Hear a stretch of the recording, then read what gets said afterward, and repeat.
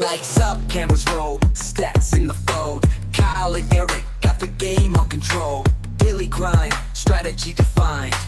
DFS huddle, money on the line. Huddle up, breaking it down. Big plays, big wins, all over town. Kyle and Erik, the duo supreme. DFS hustle, living the dream. Line up, huddle up, breaking it down. Big plays, big wins, all over town. Kyle and Erik, the duo supreme. DFS hustle, living the dream. Lineups tight, numbers ignite. Analytics sharper than a game day fight. Stacks on stacks, no time to relax. DFS huddle, we dropping the facts. Feel the heat, the picks elite. This the show where the sharp minds meet.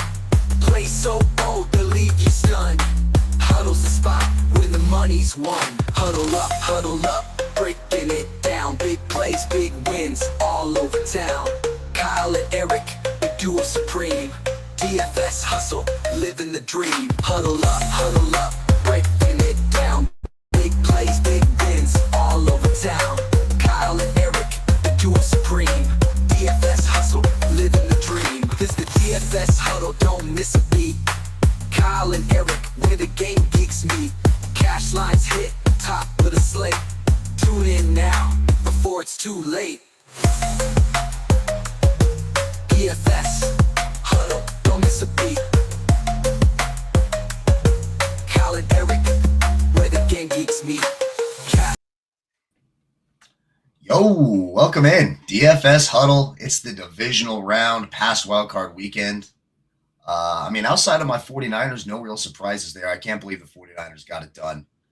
So we wait till this weekend to see if they can hang on and get to the championship game. DFS Bachelor at ETOF21 Sports. I want to remind you there's a link down below if you want all of our bets, DFS lineups, builds, however we do that stuff. Click the link, video description below.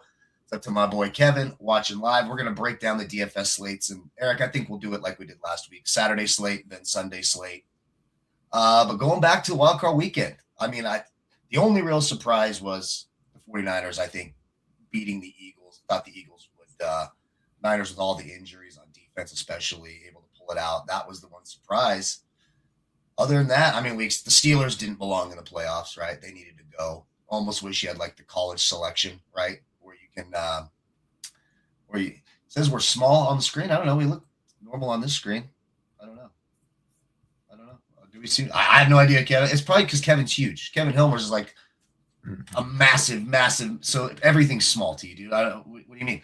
But please click the link wherever you're at, subscribe. But besides the 49ers, I think everything went how we kind of expected it to go. Didn't think the Chargers would look as bad as they looked, pretty inept. But other than that, what are your takeaways from wildcard weekend?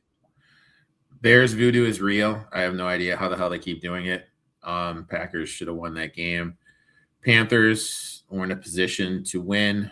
Would have been kind of crazy if somehow they would have stuck in it. And don't hire your friends. Sirianni had no business hiring one of his best friends to be the offensive coordinator, and it completely showed up. And there's no reason that team should have lost to your 49ers. Don't get me wrong, I have a 49ers future, but there's no way that team with all that talent should have lost that game. Yeah, it's absolutely crazy, and we're gonna get to that. Any value in the McLaughlin? Must be Jaleel McLaughlin for Denver. We'll get to some of the value guys there. So let's start right here at quarterback. Tomorrow's Buffalo, Denver, 49ers, Seattle. Weather looks fine in both games, right? Not really. The weather factor is going to be the Sunday games, 2 snow games possibly on Sunday. Mm-hmm. Weather looks fine. The big news for tomorrow is really this midweek Sam Darnold type situation, right? Where he pulled up yesterday, left practice with an oblique strain or something with his oblique. I have him quarterback 4. Of the 4 quarterbacks on Saturday, Josh Allen 1, Brock Purdy 2, Bo Nix 3, and for me, distant 4th, Sam Darnold. Look, in the rush, you could argue Bo Nix ahead of Brock Purdy. I get it. Purdy's just shown the upside, and he's just they just have so many injuries. Like Purdy's got to do so much, so the ball's going to be in his hands a ton. So, but a lot of Josh Allen for me.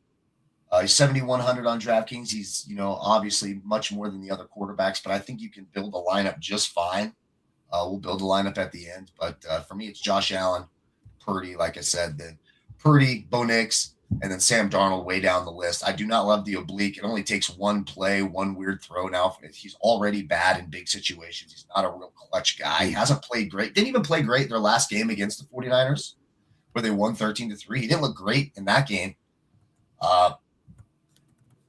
Shanahan knows how to beat Sam Darnold. I don't know that the Niners are going to win that game, but for me, he's way down the list. What do you think at quarterback here on the Saturday slate? First we got Josh Allen, 273-1, 33 on the ground. Has one passing touchdown in the last 3 games, taken out week 18, of course. When we look at it, are they going to be forced to throw? When I was kind of doing my data dive into this game, Bills like to run inside. Broncos are not really that good defending the inside run. Are they going to lean on that run game a little bit more because of the holes on their defense? But definitely Josh Allen, number 1 by far.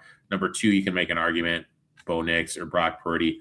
Like you said, Nix definitely has that rushing upside. Over the last 8 games, he has 10 touchdowns, 2 rushing, averaging 244 and 1 TD per game. At home, he's averaging 2 touchdowns a game. Went 144, but had 43 rushing yards last time these met. You met Brock Purdy. Has gone 260 and 2 touchdowns in 4 of his last 5 games since the bye. He's averaging 256. In their 5 road games this season, he has 14 scores, 1 rushing touchdown, and 5 picks. But you know what? Never lost in Seattle, my friend. He has never lost a game in Seattle. So I'll put Brock Purdy 3. Honestly, I want nothing to do with Sam Darnold, to be quite honest. Like, it's a distant memory for me. Yeah, and he's got the best wide receiver, on the slate, and they have the best matchup on the slate in terms of fantasy points allowed. But just Sam Darnold, I can't trust it. I think if Seattle wins, it's going to be a heavy dose of the ground game. Let's go to those running backs. Kevin mentioned Jaleel McLaughlin looking some value guys at 4,200. I just think there's wide receivers at a better price. But if you want to get a little different, I don't hate Jaleel McLaughlin. I think it's a Kenneth Walker week. I can see a world. Finally, this is the first time and the only time you're going to hear me say finally here on the Walker trade. Niners are not great against the run. I could see a world too where playing both Seattle running backs is fine. Yeah. Honestly, if you just want the whole ground game, that's how they're going to win this. The Niners allowed 10th most fantasy points to opposing running backs. Buffalo struggled a little bit too. I still have McCaffrey in just because, and I know he didn't play great against Seattle's D, and everyone knows he's getting the ball, but look, when he's going to get targeted in the passing game 7 times, it's hard to ignore it. It just takes the 1 rushing touchdown, receiving touchdown for him to go way over. I think you got to play McCaffrey. Then I got Kenneth Walker 2, RJ Harvey 3, James Cook 3, Charbonnet 4 is sort of how I have this with McCaffrey number 1. How do you want to do it? The lineup I made has McCaffrey and Kenneth Walker in at running back right now. I like that combo. What do you think? I mean, just kind of looking at it, Zach Charbonnet, he's been under 55 yards in 6 of his last 8. But when you look at his last 2, 74 and 17 carries, has 2 catches in 4 or 5 games. I'm a Kenneth Walker believer. I believe in Kenneth Walker. I really like James Cook this weekend. I think because people think Denver is really good against the run, he's going to be under-owned. Denver likes to funnel everything to the outside, where they're elite, best in the league, but they're 22nd defending inside run. And that's where the Bills like to run. I think James Cook is going to be insanely undervalued this week, under-owned, has run for 100 yards in 2 straight meetings. RJ Harvey is there, but Sean Payton's got a weird thing where he doesn't give the ball to rookies. So I really like the look that was mentioned in the chat room for McLaughlin. I think he's going to be a little bit under-owned and a pivot that you can go to. Woody Marks could be the only game in town for the Texans with the Nico Collins lose. Well, that's the Sunday slate. That's the Sunday slate. Oh, shit. Sorry. Yeah. Sorry. No worries. CMC. Seattle is really bad against receiving backs. He's gotten at least 6 receptions in the last 3 games he's played against Seattle. So in DK with the PPR format, I'm definitely interested in him. Kenneth Walker, I put a bet for him in the Patreon page. Make sure to click that link in the bio if you're interested for that. He has run 50 yards in 3 straight, including hitting at 95 yards twice. He's averaging 14 for 83, 3 catches in the last 3 games, averaging 118 scrimmage yards over the last 3 games. I think this is going to be a heavy Kenneth Walker week, and I absolutely love him. Yeah, and I give the edge to Walker over Charbonnet, the receiving upside. They're using him more and more in the passing game as well as teams focus on Njigba. So I like Fred and Tootin did look good last week and a few rushes against the Bills. One other guy, Ty Johnson, might play again this week. PPR formats. Again, Denver's really good at covering receivers. They're elite on the outside.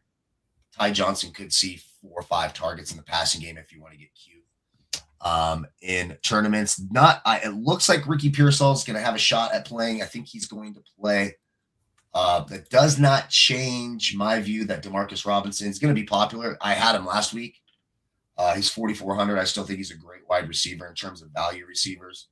The lineup I made, I'm going Smith and Jigba. Look, when you look at these 2 games, this is just going to be raw points. I don't think you're going to see a lot of guys hitting value. You're just going to need raw points. Smith and Jigba is going to get some points. It should be a low scoring game, probably will be. Smith and Jigba is just going to get those targets. In terms of value, Pat Bryant at 3,900. When you talk about some of these slot guys, decent matchup against Buffalo, you're going to see Tre'Davious White on Cortland Sutton. So guys like Franklin and Pat Bryant at 3,900, Demarcus Robinson at 4,400, I think makes a ton of sense. And Brandon Cooks at 4K, who was solid for us last week with some value. But then it's just like right now in my lineup, it's Shakir, Njigba, Demarcus Robinson. That's kind of how I'm running. Shakir, we saw it. Josh Allen said, screw it, it's playoff time. I'm just going to go with who I trust. So if you're going to throw the ball 12 times to Khalil Shakir over the middle of the field, which is a weakness of the Denver defense, especially even against tight ends, Denver kind of struggles against tight ends. I think that the Shakir, you're going to play him, is going to be popular in Jigba, and then for some value, Demarcus Robinson. And I got some interest in Pat Bryant and Brandon Cooks. That's about it for me. What do you think at wide receiver? I guess the sleepers here are going to be Franklin, Jennings, and Sutton. Do those guys break the slate? What do you think here? Definitely like Pearsall if he plays. He had 4 for 108 in the week 1 meeting. You mentioned Demarcus Robinson. How can you not like him? Shakir, the 12 targets. He's definitely the guy that you're going to lean on. A guy that you didn't mention that I'm interested in. All of the guys you mentioned, I'm definitely interested in. Cortland Sutton had 10 targets in 4 of the last 5 games, has scored in 3 in 6, has 4 scores, 9 at home, went 5 for 75 the last time they met. I think they're going to pass the ball a lot more than people think in this game. As crazy as it sounds, I think the Broncos are going to look to actually go in the air. And I think Sutton is going to be a little bit undervalued, and he's definitely the 1A out in Denver. Yeah, I just worry about Tre'Davious White sort of shutting him down. That Buffalo secondary is not bad. They are going to be a little short this week. Couple injuries, I believe, for Jordan Poyer. It's going to be out. And the one thing that we forgot to mention is Shakir is going to be lined up on the inside, and what's his name? Surtain doesn't travel to the inside. He does just play exactly. So they're going to be hiding him. I would be a little bit hesitant of Brandon Cooks though because of that. Because I think he's probably going to travel with Cooks, don't you think? Maybe. But Curtis Samuel got active too. Is he going to be forgotten in the mix, or are we going to trust him in his first game back? I just think you go with Khalil Shakir, and that's probably it. And then you go with the tight end position. We can move on to tight ends. That's where Denver had a weakness in terms of adjusted fantasy points allowed, etc. They were one of the 4 worst in the league covering opposing tight ends. Dalton Kincaid took a little bit to get going last week, but he eventually got there, got in the end zone. Love him at 4,300. Jake Tonges at 3,400 is going to be filling in for the injured George Kittle. Brock Purdy likes Jake Tonges. They will go to Tonges in the red zone. I think if you run a double tight end lineup like I did and play a tight end in the flex, getting some salary relief, Jake Tonges, absolutely there for me. And one other guy, 3,300, Dawson Knox. That's where I'm going to go. Evan Ingram's a little bit interesting. The Bills were the number 1 team in the league this year in terms of fantasy points allowed to opposing tight ends. But again, if they're trying to throw it a little bit more, Buffalo, and they're stopping the run, which I don't know, I would try to run the ball against Buffalo, me personally, I suppose. But for me, I got it. Kincaid number 1, Tonjes number 2, AJ Barner, 3. 49ers allow the 8th most fantasy points to opposing tight ends. And then Dawson Knox. I think all 4 of those tight ends are in play. What do you think this week? There's only I'm looking at. You mentioned both of them. We got Kincaid, had 5 targets, 3 catches, 28 yards in a TD, has 3 grabs and 4 was 5 with 2 scores. Has gone 6 in a row under 50 yards. I really think this is going to be the game we see him kind of break out with how bad Denver has been against the tight end position. I posted a bet for him in the Patreon. Make sure, guys, check that out. You'll get all of Kyle and my bets, lineups, the whole 9 yards. And your boy, Jake the Snake Hongas. Love him. In the last 2 games that Seattle has played the 49ers tight ends have been thrown to 13 times. And when we look at the last 3 games, Kittle did not play. Tongas had 7 catches, 6 catches, 7 catches. I believe it was 60 yards, 48 yards, and 42 yards. So he's definitely a focal point. He did score that last time in game 1 when he went out. Absolutely love him. Don't sleep on Kyle Juszczyk for that first touchdown as well. Kyle Juszczyk, they're going to use him a little bit more when Kittle's out. Juszczyk always finds himself the ball a couple of times. Defensively, real quick here, of course, the 4 deep, you got the Seahawks, Broncos, Niners, Bills. The most expensive is the Seahawks, cheapest the 49ers. I like the Bills, 2,600. I could see, I do think Bo Nix is mistake prone. Of all the quarterbacks in the teams, the 2 that I think are most likely to commit a lot of errors from the pressure, etc., would be Sam Darnold and would be Bo Nix. I think the Bills at 2,600 I know it's on the road, but the Niners just can put up points too quickly. If they're on, they're on. So that's why I'm not in love with. I get playing the Seahawks defense. I don't hate it. Broncos going to be lower for how good the Broncos are. They're going to be lower owned, right? Because they're playing the Bills, and the sacks there should be the opportunity for the sacks.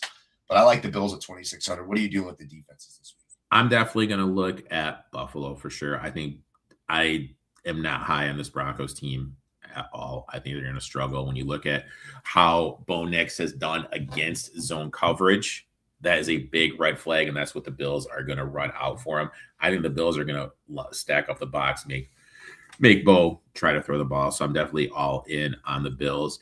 In terms of the other one, as crazy as it sounds, maybe the 49ers, Salah put on a masterclass last week with the Eagles.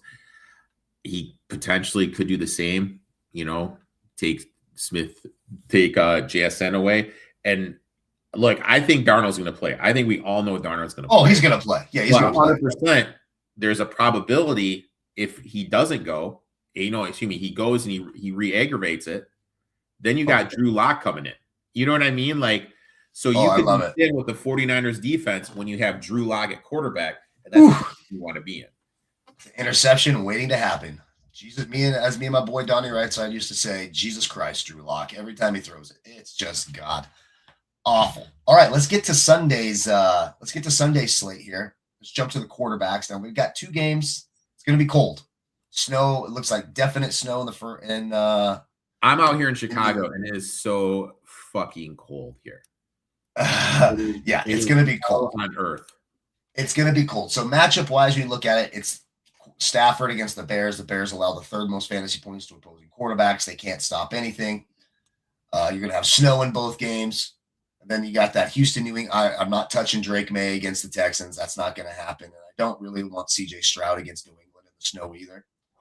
So you got a deep dive, and you hear a lot of, Stafford in cold weather games. He hasn't been good with the Rams. But when you break it down, I've got every single game here. Every single game that has been 34, 35, or colder than 40 degrees in Matthew Stafford's career.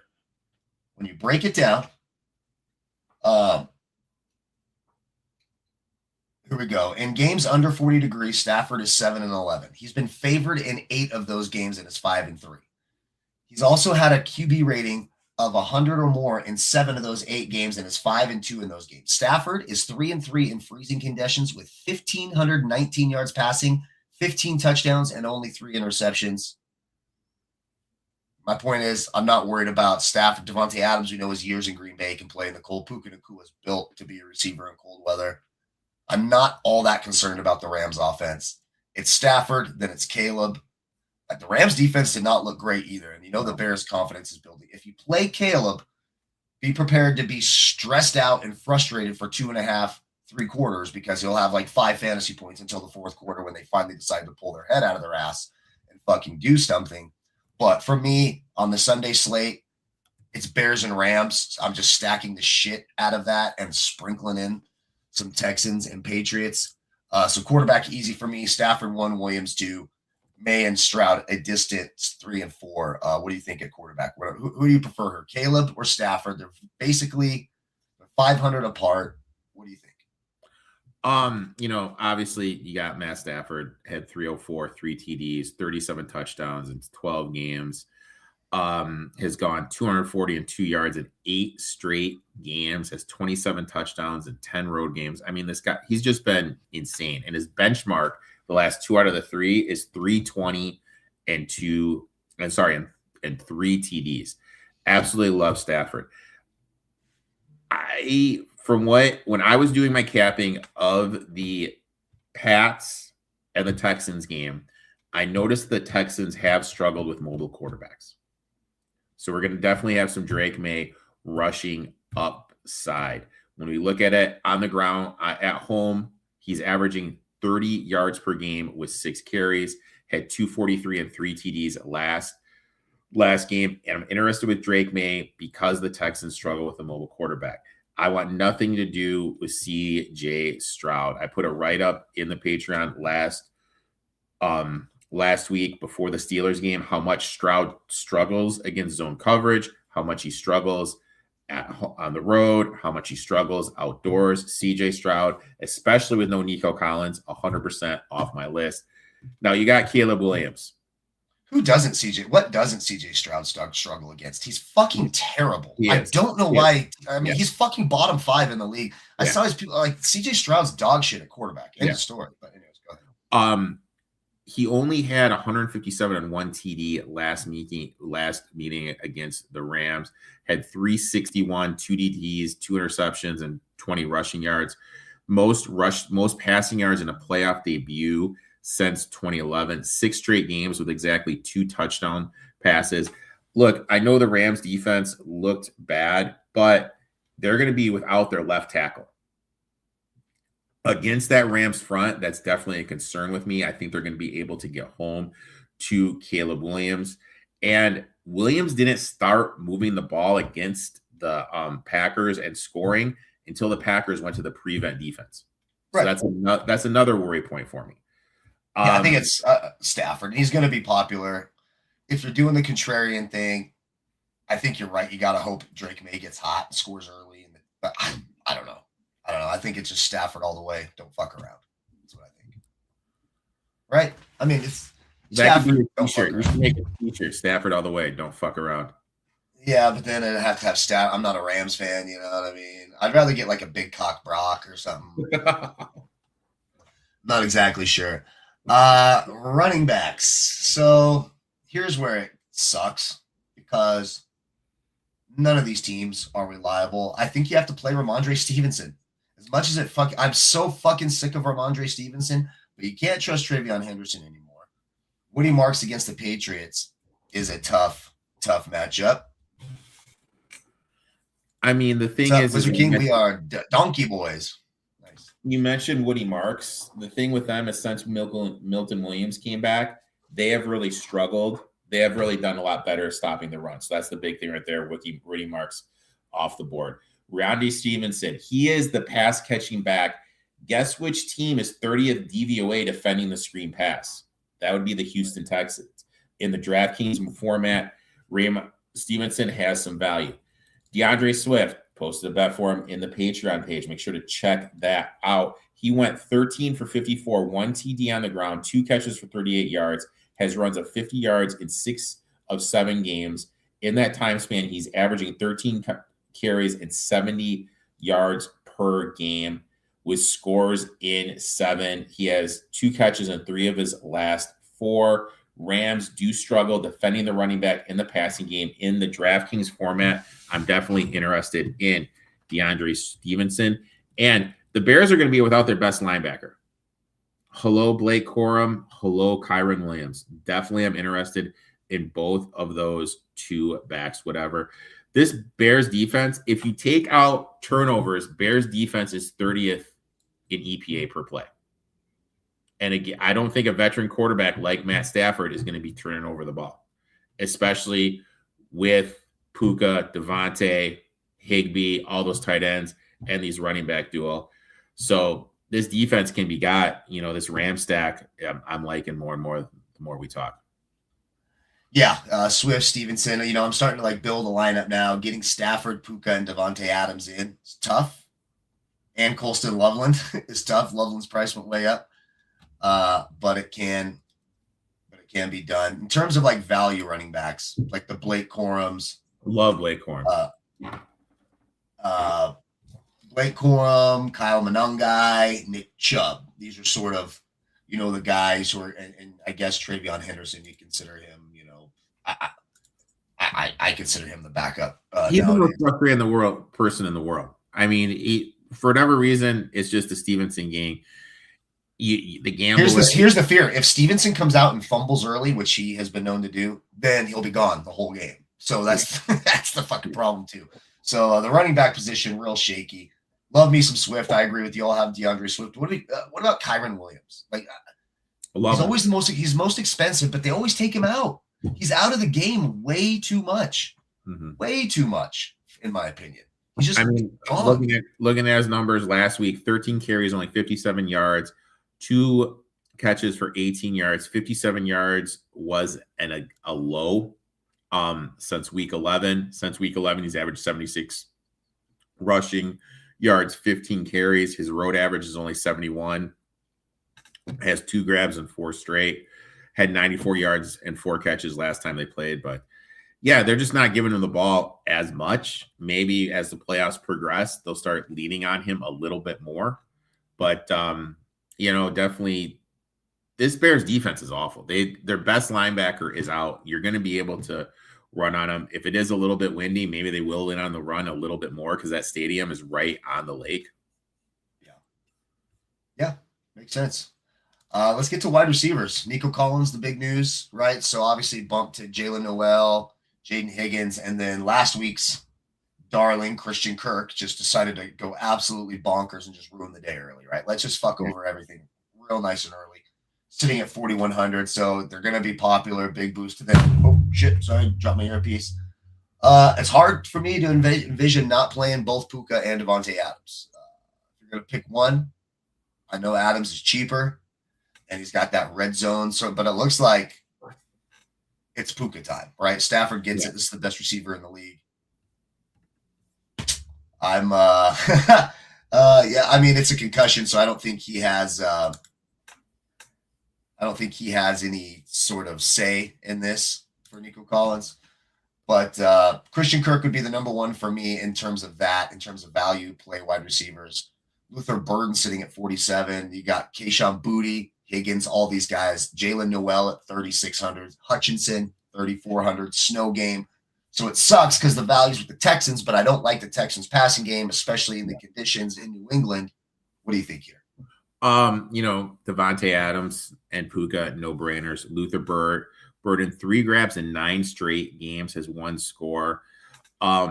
Has gone a combined 6 for 87 in his last 2 games. You mentioned Kayshon Boutte. Over the last 3 games, he has gone 8 targets, 4 receptions, 70 yards, has 1 touchdown in the last 7 games. He had 3 catches for 59 yards and a touchdown the last game they played.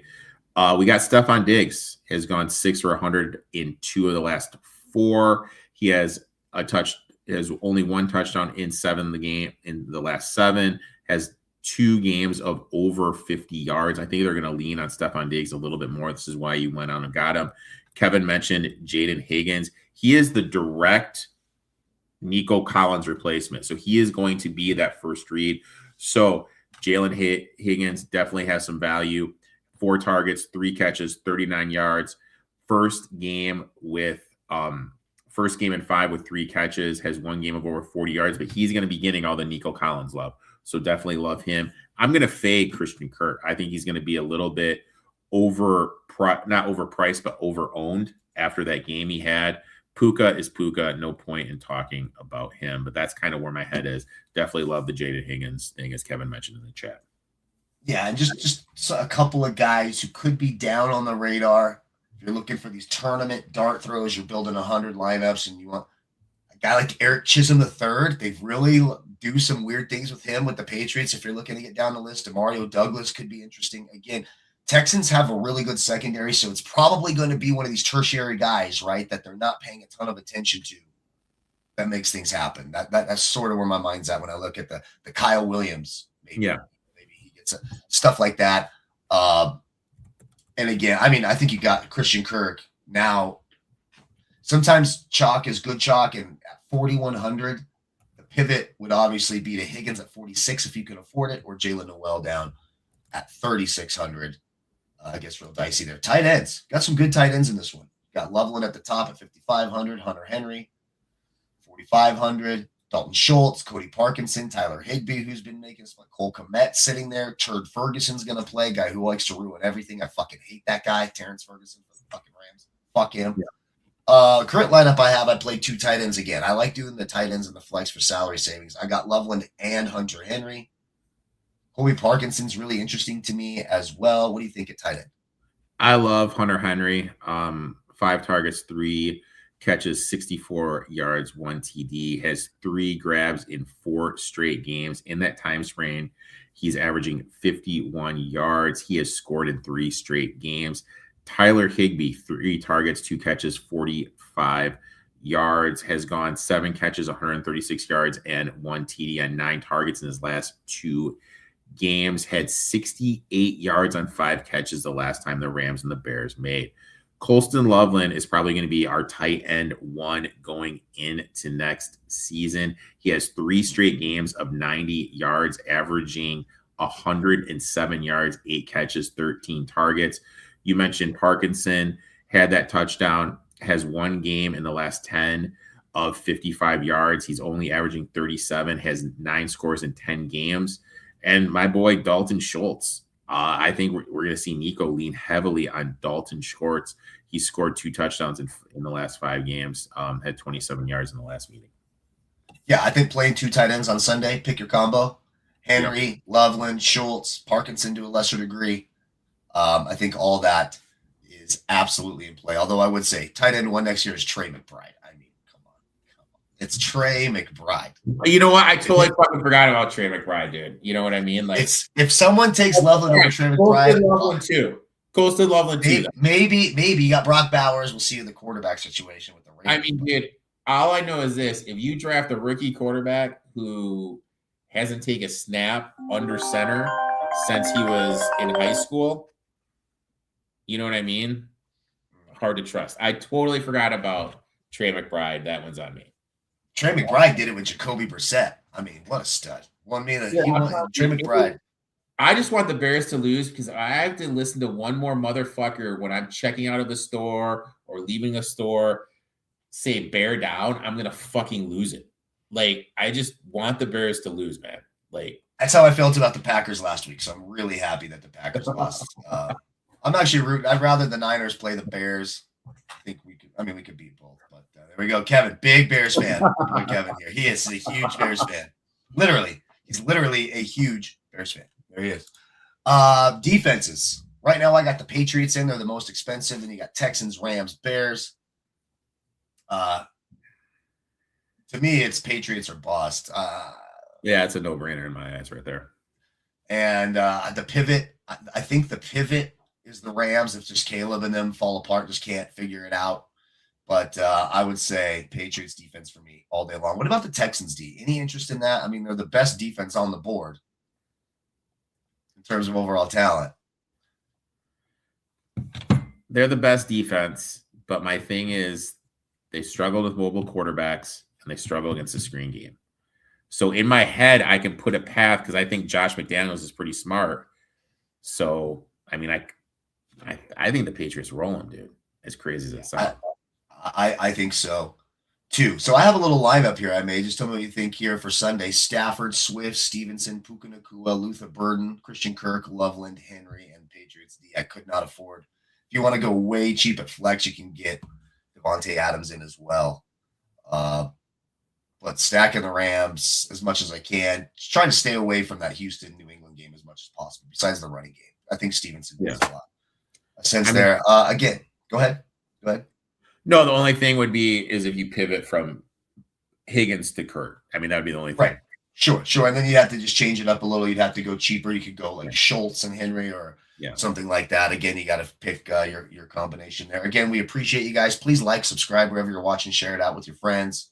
Come check out the Patreon. The link's in the video description below. All that good stuff. From myself and Eric, enjoy divisional weekend. Hope your favorite team wins. Let's go Niners. Let's fucking go. We will see you guys next week for the conference championship. And as usual, good luck on all your future wagers.